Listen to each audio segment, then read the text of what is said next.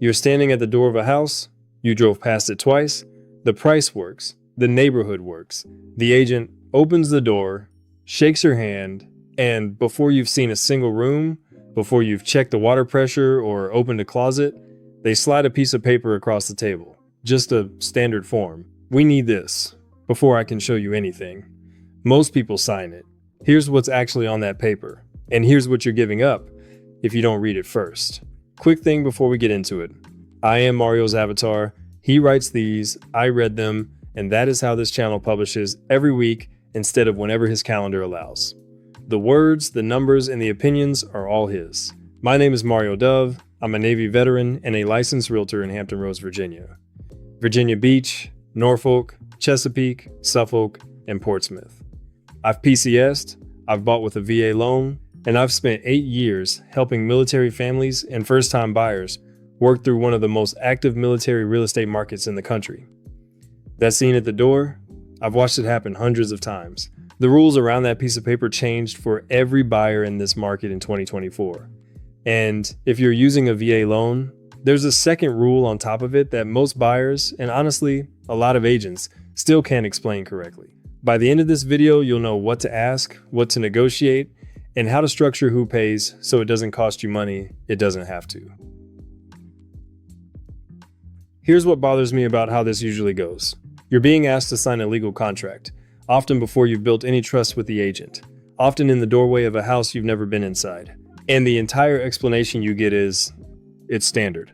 It is not standard, it is binding.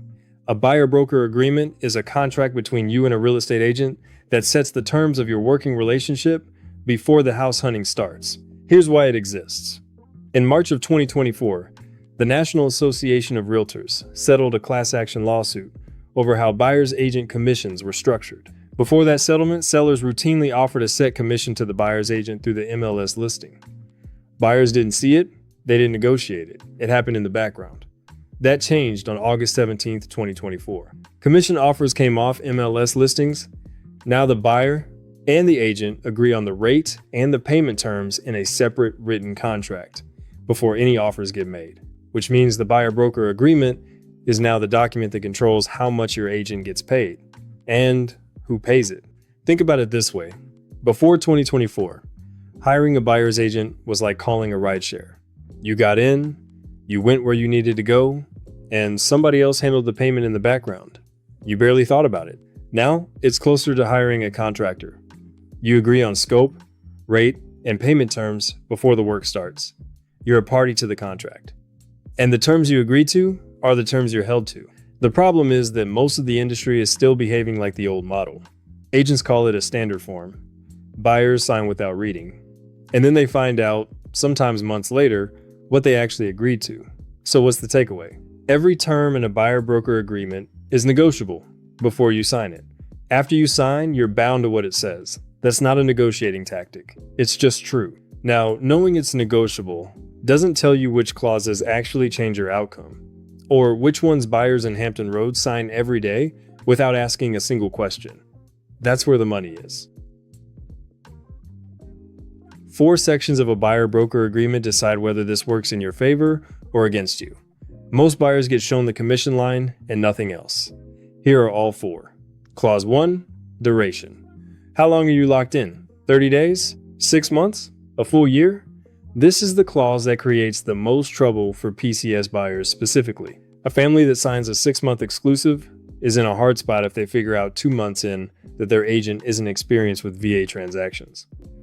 And not every agent in Hampton Roads knows VA rules well enough to protect a military buyer. Duration is negotiable. For a first engagement with an agent you've never worked with, ask for a 30 to 60 day initial term. If it's working, extend it. If it isn't, you walk, without burning your PCS window. Clause 2, exclusivity. Most agreements are exclusive. That means if you find a house on your own, at an open house, driving through a neighborhood, through somebody in your unit, your agent is still owed the commission because you signed a contract that says they're your agent. Read that clause. Understand the geography and the scope. Know exactly how much of your search it covers. Clause 3, the commission rate. This is the number the settlement made visible for the first time. Typical buyer agent commission in Hampton Roads right now runs 2 to 3% of the purchase price. On a $400,000 home, 2% is $8,000. 2.5% is $10,000. 3% is $12,000. That spread is $4,000. The number printed on the first page is a starting point. Ask if it's negotiable. It always is. Clause 4. Who pays? 3 paths. And this is where VA buyers have more room than most agents have told them. Path 1. The seller covers the commission as part of the offer negotiation. In Hampton Roads, that's still the most common structure. Path 2. You pay it out of pocket at closing. Cash at the table, not financed. Path 3. Seller concession.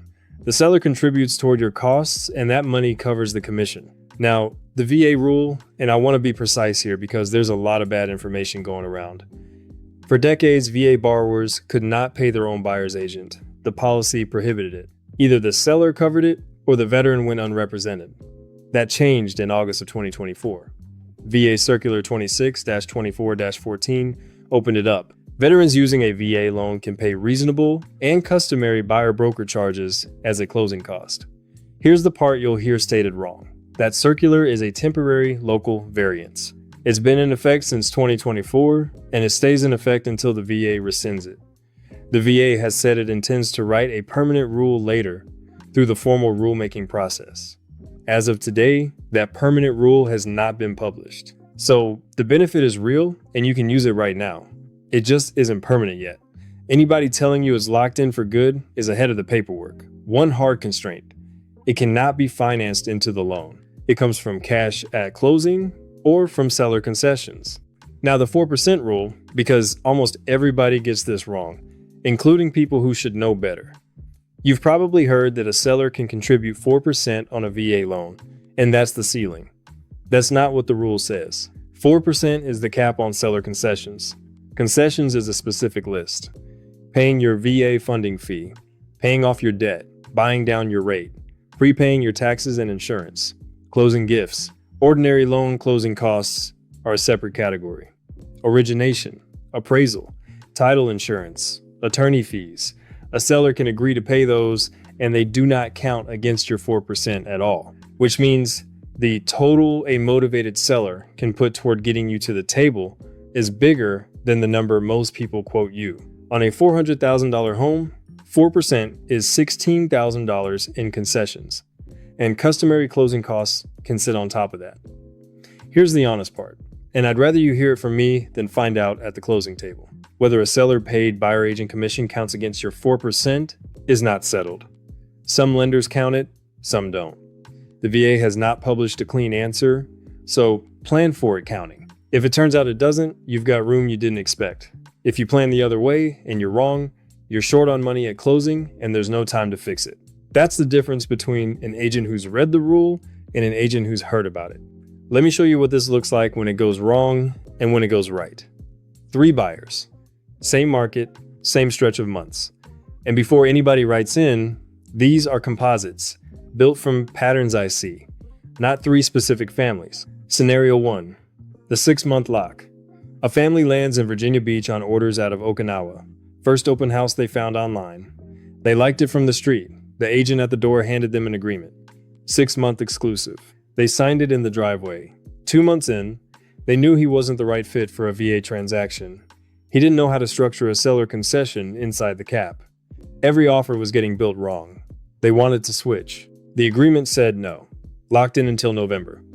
Past the reporting window, past the school start date for their kids, 3 months of temporary lodging they didn't need. Roughly $4,200 because of a termination clause nobody read. Scenario 2. The number nobody questioned. First-time buyer in Chesapeake. Signed an agreement with 3% on the first line. Didn't ask if it was negotiable. His agent didn't offer. Home closed at $420,000. Commission $12,600. His neighbor, same zip code, similar house, same month, negotiated 2.5. Commission $10,500. $2,100 because one of them asked. Ask. Scenario 3. The buyer who knew the rules. A petty officer, first class. Norfolk. Purchase price, $385,000. Before he looked at a single house, his agent walked him through all 3 payment paths, and how each one gets written into a VA offer. They negotiated the buyer agent commission down to 2%, $7,700, and they asked the seller to cover it. They also asked the seller to cover the loan closing costs, origination, appraisal, title, about $6,000, and none of that touches the 4% cap. Here's where it got interesting. His funding fee, first use, zero down, ran about $8,278. 4% of $385,000 is $15,400. Commission plus funding fee is just under $16,000. That's over the cap, if the commission counts. So they built the offer with the seller covering the funding fee and the closing costs, and the buyer covering his own commission out of pocket. Clean, inside the rules, no surprises at the table. That's not luck. That's somebody doing the math before the offer went in instead of after. If you take one thing out of this video, make it these 3 questions. They take 5 minutes to ask, and they protect everything we just covered. Question 1. What's the duration and what's the termination clause? For a first arrangement, before you've toured a house, before you've seen how this agent handles a VA transaction, ask for a 30 to 60 day initial term with a clear exit. If it's working, extend it. If it isn't, you move on without it costing your timeline. Any agent who won't agree to a short initial term on a first engagement is telling you something worth hearing. Question 2. What's your commission rate and is it negotiable? It's always negotiable. What moves it is your price range, how many homes you're likely to see, the specific property, and your agent's relationship with the listing agent. All of it's on the table. Get the rate in writing before you tour the first house. Question 3. If the seller covers the commission, how does that get structured in the offer? This is the execution question. Ask them to walk you through how a seller concession gets written into a VA offer. What counts against the 4% and what doesn't? If they can't explain the difference in 2 minutes, that's information. And a few things to watch for before you sign. No termination clause, a commission presented as non-negotiable, being asked to sign at an open house under time pressure, any duration over 90 days on a first arrangement. Any agent worth working with will take the time to explain what you're signing. If somebody's pressuring you to sign at the door of a house you've never been inside, slow down. Remember the agent at the door at the start of this video. The paper across the table, just a standard form. Now you know what it says, you know what every clause means. You know what to negotiate, how to structure who pays, and if you're using your VA loan, what actually counts against your 4% and what doesn't.